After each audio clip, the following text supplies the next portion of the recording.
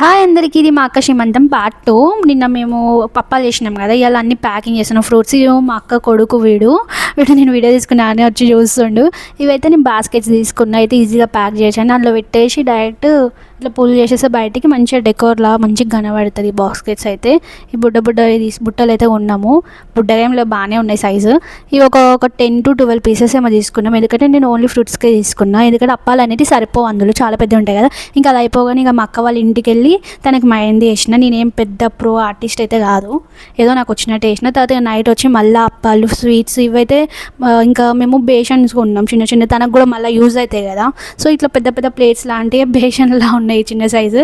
So అవి కొని అందులో ప్యాక్ చేసి ఇవి అయ్యేసరికి నాకు 12 అయింది రాత్రి. ఇవన్నీ ప్యాక్ చేసేసి ఇంకా వండుకునేసరికి ఇంకా నేను మళ్ళీ నా స్కిన్ కేర్ చేసుకున్నాను అనుకునేసరికి 12:30 అయిపోయింది. మీకు ఎవరికైనా మా అక్కకి బాబు పుట్టిండో పాప పుట్టిండో తెలుసుకోవాలంటే నేను కింద ట్యాగ్ చేసి ఆ వీడియో చూసేసేయండి. మళ్ళీ నెక్స్ట్ వీడియో కలుద్దాం. బాయ్.